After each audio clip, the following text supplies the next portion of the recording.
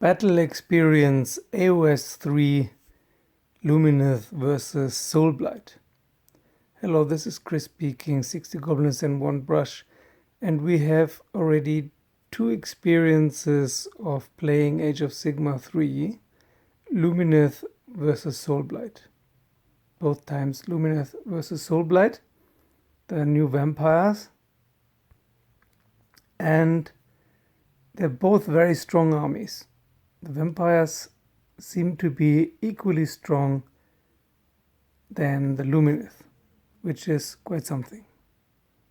The thing with the Lumineth is, of course, that they don't really have weaknesses. Both armies are quite difficult to play because you have to consider a lot and there are a lot of buffs and so on.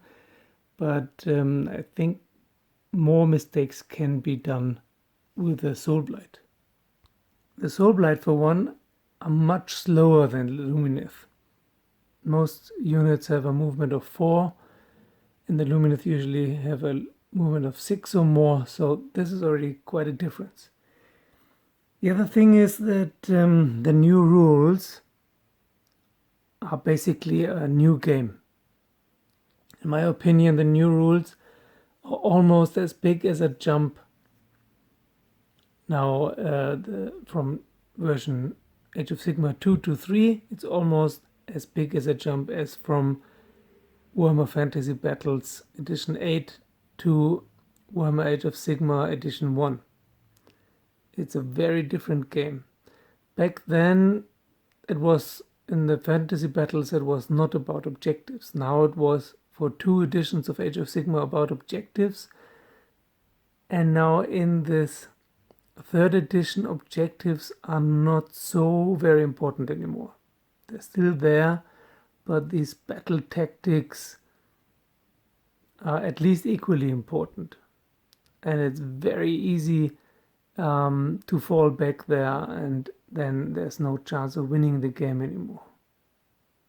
The good news is that the coherency rule is not that big a problem as expected. Unless you really field large units. So there will be less units and less models in this game. Also because the points are much higher. All the points were raised, so probably you will play with 2 units less than you used to, and also with many smaller units than you were used to. The great weapon of the Lumineth were and are the Sentinels. The Sentinels went up in price a little bit, but not much actually. For what they can do, not much. And now with Unleash Hell, they're really tough. So be careful when you charge the Lumineth with a big monster like a Vampire Lord or Zombie Dragon or something. He can be shot to pieces very quickly. And then you lost 400-500 points on one go. And for the Lumineth, magic became dangerous now. There's a miscast probability, and if you're unlucky, you roll a lot of miscasts and kill your own magicians. You can kill a magician with 2 miscasts if you're unlucky. For the Soulblight, the skeletons and the zombies seem to be good units. The wolves, not so much. They need a lot of space. They have large bases for only 1 wound. And for example, Radukar, the beast, he can summon 10 wolves, but you have to have the space to put them somewhere, otherwise it's not possible. But even without this ability, Radukar is very powerful and a very, very good and strong hero that is nigh impossible to kill. Monsters are now very important in the game, and you can get additional victory points for monster actions or killing monsters. Same for killing heroes or killing battle line units. Yeah, this is very important now, killing battle line units. So you have to be careful who you send where now. You cannot just run forward and grab an objective and that's it. This time is over now with Age of Sigmar 3 if you play the new rules. In the Soulblight army, the Virkus dynasty is very powerful, but also the Gastelai is not bad. Anyway, the Blood Knights, they're really good. The Black Knights, not so much, unless you want to use them as a screening unit. But the Blood Knights, they're really, really good. Really powerful because they can fly around, they can jump over the enemy, cause some mortal wounds, and then charge again, and so on. They're very good when they charge. And of course, they can heal like heroes. The new command abilities, of course, are also changed the game a lot, and the spells, many spells like Mystic Shield and Arcane Bolt, they went back to what they were before in first edition of Age of Sigmar, so they're again more powerful. The rules are more complex now, you have to do more thinking, which I'm a little bit afraid of, not because I'm afraid of thinking in general, but because I thought the rules were already complex enough.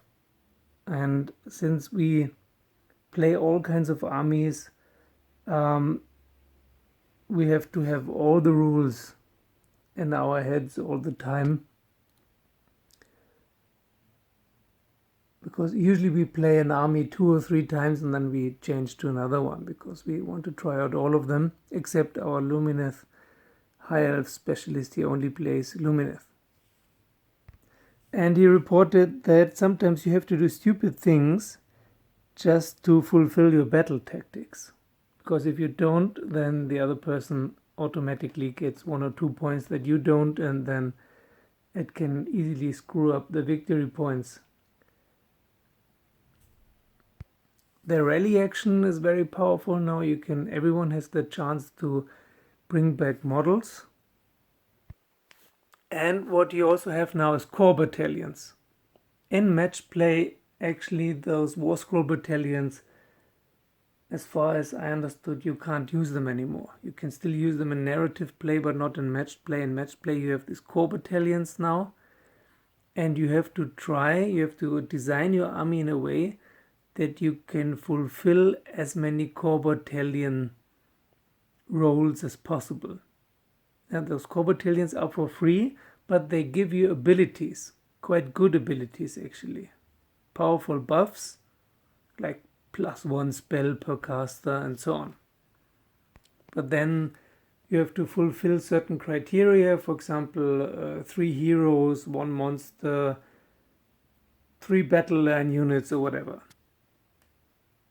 So you have to design your army in a way that you can get 1 or 2 or 3 core battalions. And then for these units you have special abilities. For example, then if you use the spell lore enhancement for a Zytrek Lumineth unit, you have extra spells, which is quite powerful because the Lumineth anyway is such good spellcasters. Or you can have more command traits, triumphs, artifacts, mount traits, and so on. Or you can use the new command abilities for free, like all out attack and all out defense, or unleash hell and so on. So all in all, the new rules seem to be fun, but much more complex. Actually, personally, I like the AOS 1 rules best because they were so simple. There was always a little bit of discussion because the rules were too few, but then you could just agree on something or just roll the dice. Now everything is explained very well and very exact and detailed, but you have to think really hard not to forget anything. But coming back to the Lumineth and the Soulblight, I think for the Lumineth the new rules are quite beneficial. Also, they had the Shining Company before, so the Lumineth players are anyway used to looking how to position the battle line units.